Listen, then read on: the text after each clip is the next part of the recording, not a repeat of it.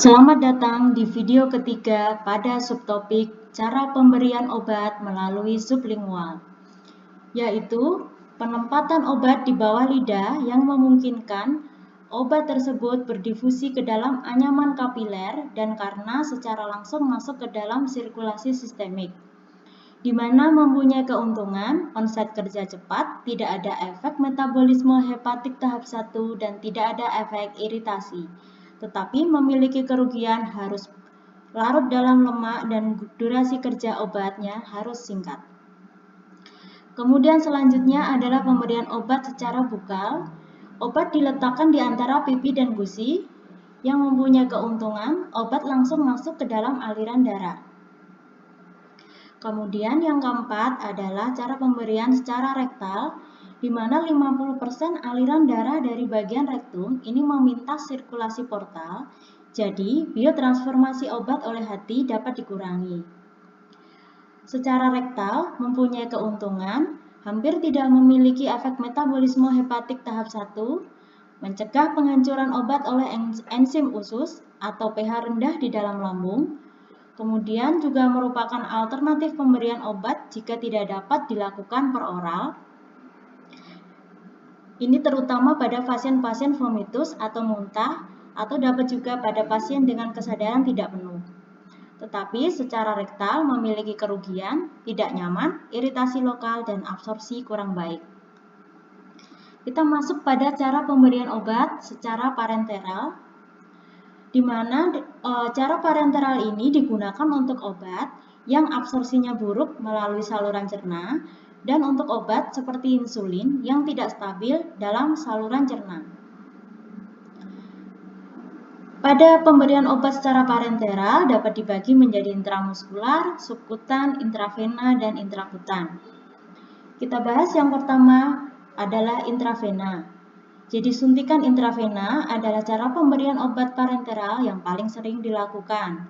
Dilakukan pada sudut 25 derajat dan rute ini memberikan suatu efek yang cepat serta kontrol yang baik atas kadar obat dalam sirkulasi.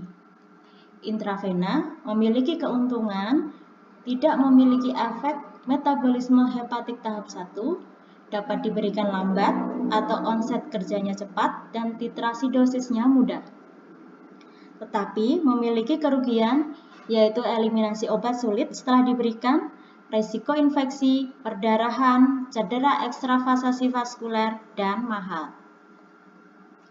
Kemudian kita masuk ke cara pemberian intramuskuler, yaitu cara pemberian lewat otot dan dapat berupa cairan dalam air atau preparat depo khusus.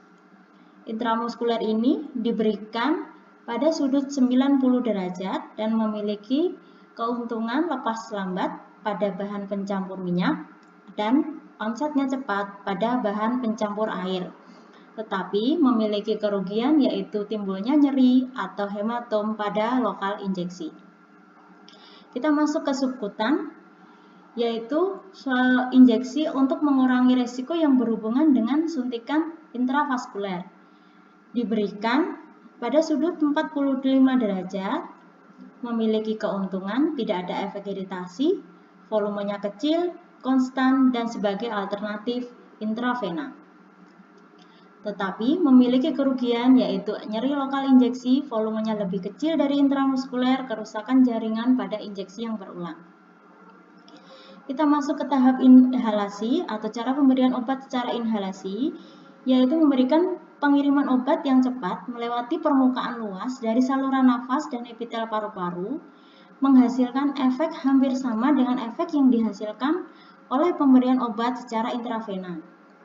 Inhalasi mempunyai keuntungan onset kerjanya cepat, tidak ada efek metabolisme hepatik tahap 1 dan didistribusi ke darah cepat. Tetapi mempunyai kerugian bahwa harus berupa gas, vapor, atau aerosol. Kemudian intranasal, ini diberikan melalui selaput lendir hidung untuk menciutkan selaput mukosa hidung yang membengkak. Kemudian implantasi, ini obat dalam bentuk pelet steril dimasukkan ke bawah kulit dengan alat khusus atau yang kita sebut trokar, ini digunakan untuk efek yang lama. Kemudian yang selanjutnya melalui mukosa. Jadi obat diberikan melalui selaput atau mukosa mata atau telinga, bentuknya bisa berupa tetes ataupun salep. Kita masuk ke intratekal, di mana obat itu diberikan secara langsung ke dalam cairan cerebrospinal seperti methotrexate pada leukemi limfosit akut. Kemudian ada juga pemberian secara intravagina, ini melalui selaput lendir mukosa vagina, biasanya berupa obat antifungi dan pencegah kehamilan. Kemudian selanjutnya topikal, diberikan bila kita menginginkan efek lokal pada suatu obat, contohnya memberikan bentuk krem langsung pada kulit. Kemudian yang terakhir adalah transdermal, biasanya melalui suatu transdermal patch, yang dimana kecepatan absorpsinya bervariasi tergantung sifat fisik kulit pada tempat pemberian. Cara ini paling sering digunakan untuk pemberian obat yang berefek lambat seperti obat antiangina atau nitrogliserin. Kemudian kita masuk ke contoh obat yaitu Orlistat. Orlistat atau tetrahydrolipstatin adalah obat anti-obesitas yang disetujui oleh Badan Pengawas Obat dan Makanan Amerika Serikat atau FDA. Obat ini adalah turunan dari lipstatin endogen jenuh yang diisolasi dari Streptomyces toxitrisini. Indikasi Orlistat yang disetujui FDA meliputi penderita obesitas dengan indeks massa tubuh lebih dari 30, pasien dengan BMI lebih dari 27 dan memiliki resiko tinggi termasuk hipertensi, diabetes, dan dislipidemi. Untuk administrasi pemberian Orlistat ini dianjurkan pada dosis 120 mg kapsul secara oral 3 kali sehari dan proses pemberiannya harus selama atau dalam 1 jam setelah makan yang mengandung lemak. Dosis lebih dari 120 mg belum menunjukkan adanya manfaat tambahan. Untuk hasil yang maksimal, Orlistat ini harus digunakan bersamaan dengan diet dan olahraga. Nah, secara statistik, penurunan berat badan yang signifikan terjadi jika penggunaan Orlistat lebih dari 2 bulan. Setelah 6 bulan penggunaan Orlistat, maka penurunan berat badannya adalah sekitar 5,6 kg dibandingkan dengan 2,4 kg pada kelompok plasebo. Orlistat juga menyebabkan penurunan signifikan pada BMI, lingkar pinggang, kolesterol total, dan kadar LDL. Dalam uji coba Sandoz, Orlistat telah ditemukan memiliki dampak yang signifikan secara statistik untuk mengurangi kejadian diabetes pada pasien dengan gangguan intoleransi glukos. Kemudian rekomendasi Orlistat ini adalah pasien harus mengikuti diet bergizi seimbang dan rendah kalori, yaitu kurang dari 30% kalori lemak. Dan jika pasien ini melewatkan makan, maka mereka tidak perlu mengkonsumsi Orlistat. Dan pasien juga harus mengkonsumsi suplemen multivitamin sekali sehari dengan jeda waktu lebih dari 2 jam setelah pemberian Orlistat. Untuk farmakokinetik dari Orlistat sendiri, yang pertama adalah absorpsinya. Orlistat ini bertindak terutama melalui efek lokalnya pada usus dan paparan sistemik terhadap obat tersebut minimal.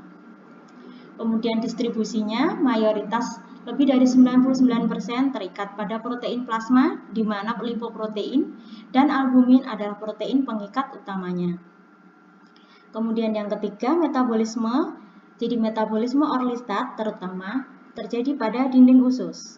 Yang terakhir, eliminasi dari Orlistat ini yaitu 95-97% tidak terserap dan dikeluarkan melalui tinja. Jadi, beberapa laporan kasus telah menggambarkan hubungan penggunaan Orlistat dengan hipertensi, ketoasidosis, diabetikum, depresi, vaskulitis kulit, erupsi likenoid, dan vaginitis. Namun, hubungan sebab akibat antara Orlistat dan efek-efek samping ini masih belum terbukti.